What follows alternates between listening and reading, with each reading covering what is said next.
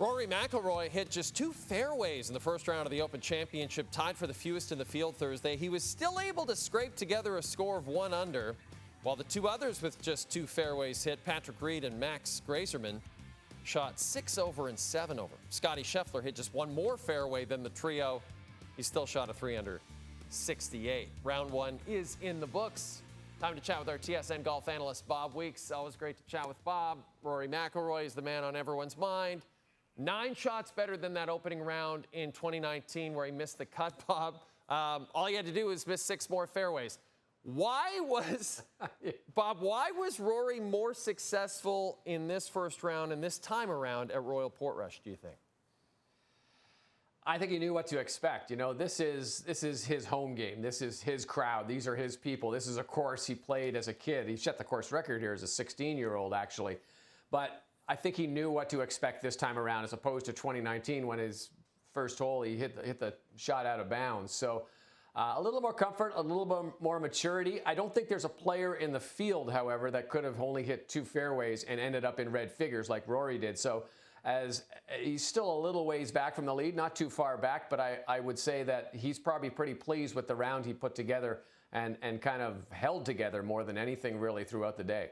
And Bob, the only other player who had better odds to win this tournament than Rory was the world number 1, Scottie Scheffler. He is ahead of him on the leaderboard after an opening round 368, but he also struggled off the tee. Just 3 fairways hit. And this week, Scottie made a lot of headlines letting us know how he feels about winning golf tournaments and the philosophical quality of golf. But do you think he's happy with his first round at Royal Portrush?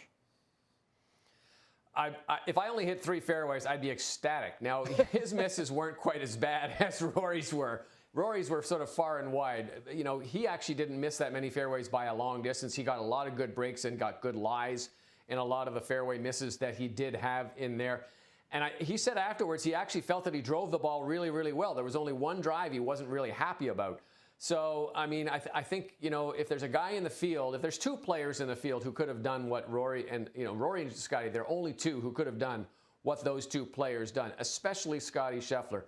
If you walked around and followed Scottie Scheffler today with no scorecard, didn't know what his total was, I don't think anybody in the ballpark there would have said that he was 3 under par, just because he was kind of hitting it all over the place, but he got it done with his putter. And then there's the Canadian contingent, and it was a bit of a rough day for the foursome. And yet, Corey Connors, 3 over par, was the best of the 4. Bob, what do you see as the reasoning for the struggles of these 4 Canadians playing at the Open? Well, none of them really played to their strengths. You know, Corey Connors hits fairways and hits greens. He wasn't really doing that. Taylor Pendrith hits the ball a mile. He wasn't really doing that. Mackenzie Hughes is one of the best putters in the PGA Tour. He didn't do that. None of the 4 had better than 31 putts. I think combined they were 26 bogeys or worse and only 7 birdies for the day. So, you know, Corey Connors is still within striking distance. Maybe Taylor Pendrith. They got to have good rounds though tomorrow. There's a lot of stuff will shake out depending on how the weather falls. We're expecting some more weather. So if they get a good break on the weather and the side of the draw that they're not playing in doesn't get a good break, they could still play on the weekend, but it's a lot to ask, and it's a tough way to try and climb back up the leaderboard when you're down this far after day 1. And this is something that fascinates me every year about the Open, and this year it's playing out. Of the 31 players to break par in the opening round, 7 of them were age 44 or older. There's something about this tournament that favors older players, Bob. So what do you make of that, first of all? And then my follow-up would be, of these elder statesmen, who do you think might actually have a shot at winning this thing this weekend? I got to tell you, Jay, I turned the TV on very early this morning, and the first leaderboard I saw had Lee Westwood and Phil Mickelson on, and I thought they were rerunning from the 1999 Open Championship. I was a little bit surprised at that. But you see those guys, I mean, the senior flight in this is really tough. You got Westwood, you got Mickelson, you got Zach Johnson, you got Sergio Garcia, you got Justin Leonard.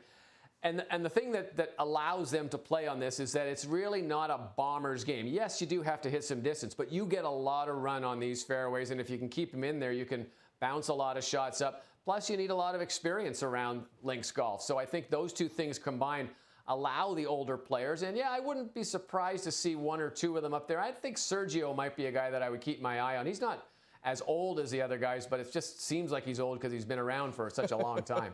It's true. That's just like me, Bob. That's what people say about me. Exactly. Bob, this is our season finale, so we're not even going to get to chat with you about the next few rounds of the Open, so we're actually going to put a little pressure on you here. Who, based on what you saw on day one, and I know this is a tough ask, but who do you think might win this thing based on what you saw on day one and the current setup? What type of player do you think thrives in this current setup, Bob Weeks? Well, I'll go with the style of player, and I think it's someone who can handle the bad breaks, because people are going to get bad breaks. As I said, we're expecting bad weather for the next 3 days. There's going to be some rain. There's going to be some wind. That makes this golf course especially tough. So I think you got to have some fortitude to try and just keep plowing through and realize that everybody is dealing with this kind of bad break stuff.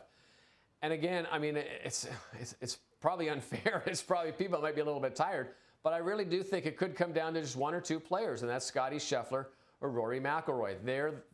They showed today that they can turn a bad round into a decent round, and both of them are still well within striking distance of that leaderboard. I wouldn't be surprised to see those two in the hunt come Sunday late afternoon. Bob, I know it's been a long day for you. You're so awesome to join us on the show. We really appreciate it, and we look forward to chatting with you in September when we're looking ahead to the Ryder Cup at Bethpage. How's that sound? That sounds great. Have a great, relaxing time off. Thanks, Bob.